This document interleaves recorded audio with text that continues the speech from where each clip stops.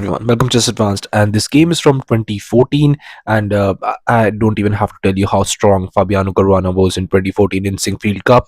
I mean, most of you know the scores, but I just wanted to show you this game because I showed a game here to from uh, St. Louis Rapid and Blitz, and in the Blitz section, Fabiano Caruana absolutely crushed. I mean, he got crushed because he was not able to play well. I think there was just too many games, and I think in the very end, he it was just too much for him, and he started just plundering pieces. He started throwing away pieces, and he was not able to play well.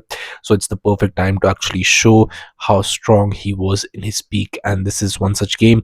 It's a game against Maxime Vachier-Lagrave. Both were very, very strong grandmasters in 2014, and so without further ado, let's start with this game. Here, just d4 by Maxime. We have d5 by Caruana, c4, e6, and just knight to c3. We're going to the queen's gambit decline.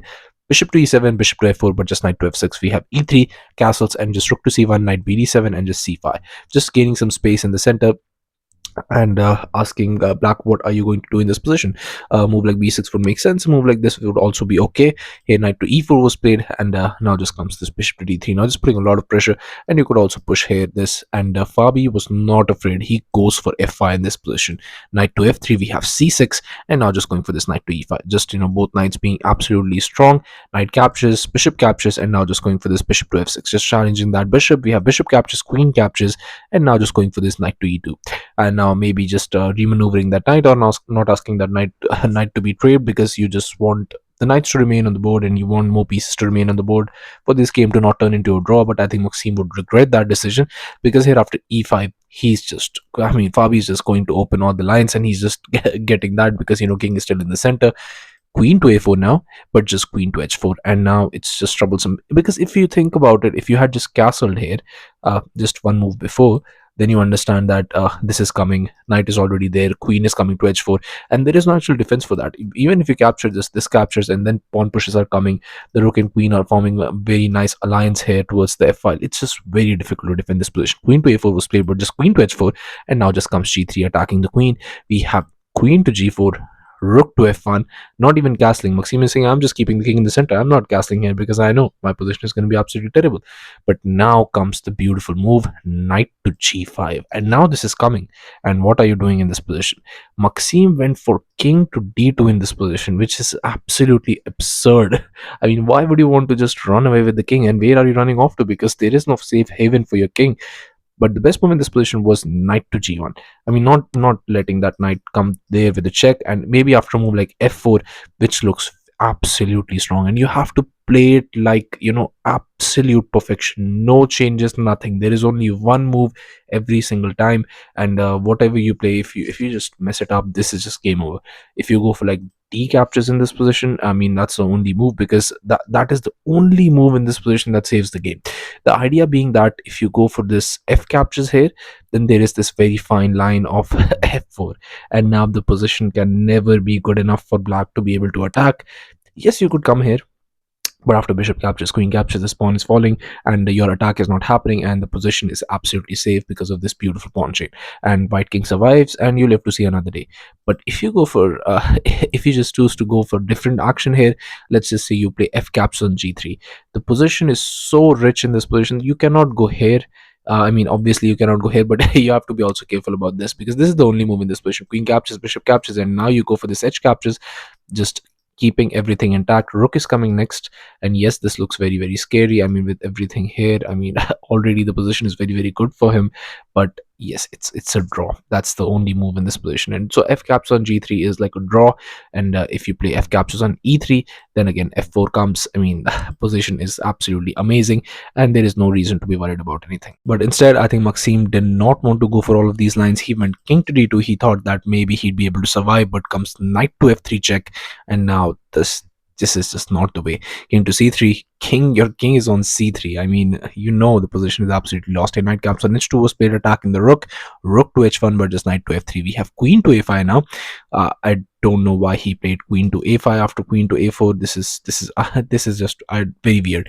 Queen to g5, but now just comes this d captures, and we have queen back to e7. Now you have, once you've gone for this, you know that one is going to be weak, and here we have knight to d4, just trying to get the knight to be remaining in the center of the board, also trading this piece because you know that piece is very very strong, and if you trade, my pawn structure just remains intact, everything is defended, and maybe, just maybe, I might be able to survive on c3.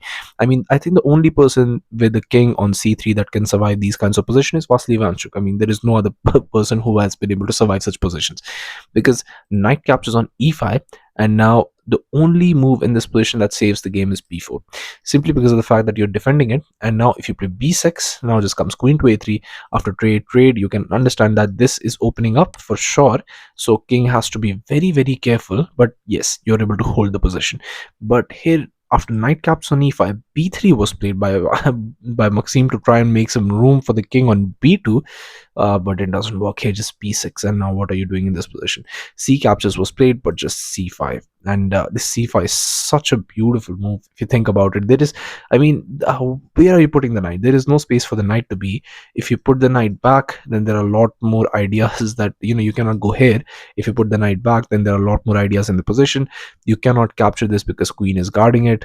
The rook can join the party, bishop can join the party somewhere along the line. That knight was the only centralized piece that was defending your king, and even that is supposed to be gone now. It's just bad here. Knight to b5 was tried, but just bishop to b7, not even bothered to take it back. I mean, that's just disrespectful. B caps on a7. I mean, Maxime is like, you know, you give me a pawn, thank you very much, but here just d4 check, and now e captures. Knight captures on d3, and after king captures, we have bishop caps on h1, just grabbing a whole rook, and you have no compensation for that. Here just rook caps on c5 was tried, but just queen to e4 check, king to c4, and just queen to e2 check. King goes here, queen to d2 check, rook to c3, and now just comes this bishop to c6. This traded off, you're just down a whole rook, and you can just resign here in this position, a4. But now just comes this bishop captures, king captures, queen caps on d4, and now rook tries to block. Yes, that square is covered, but the position is completely lost. Rook f to d8 was tried, but just queen to b6, queen to d5 check, king to a6, and now just rook to d6. You're losing the queen. The game is absolutely lost. I don't know why Maxime is still playing, but he is still trying. And here we have just a5, but now just queen to d3 check, and here just king to b7, queen to d5 check, and it was on this move, on just move 39, that Maxime Vachier-Lagrave, a very very insanely strong grandmaster, resigned the game in just 39 moves against 2014 Fabi. He was an absolute beast. I mean, no one no one even compared. I mean, you would pale in comparison. That guy was just a whole different person, because whatever you do in this position, like let's say you go for this queen to a6 just trying to defend, well, obviously it's lost because of rook caps on c6, but after rook captures, you have rook captures on a7, a very nice deflection tactic, that to picking up a pawn. King captures, queen captures, you're a complete queen down. There is no surviving this, whatever you do. And let's say if you want to survive it in a different way, you play king to a6, but now just comes rook caps on b6 for the check, a captures, queen caps on b3, and now you think you might be able to push the pawn. Let's say you play b7, queen to a4 check, king to b6, queen caps on a7 with a check, king to c6, queen to a4 check, king to b6, rook to a6 check, king to c5, rook to a5 check, king to b6 again. If you go here, then this is checkmate, by the way. And if you go for king to d6 here, king to d6 here, then just queen to d4 check and rook to e7, and you get a very nice rook to e5 checkmate, because the king covers this, you're getting check here, and queen's covering everything here. And this is just absolutely brutal. I mean, after queen to d5 check, getting checkmated on getting just absolutely crushed on b7 with your king is just absolutely phenomenal. And yeah, this game was very very spectacular by Fabi, and this just shows, I mean, if he really starts to get going in his previous forms, I mean, there is just no one there that could actually maybe just survive. I mean, maybe Magnus, but even this is just absolutely amazing. So yeah, thank you all for watching. I'll be coming back with games like these, and I'll also be covering the Sinquefield Cup, few of the amazing games that Fabi plays and other players play. So stay tuned to the channel, and I'll be seeing you guys very very soon. Thank you everyone.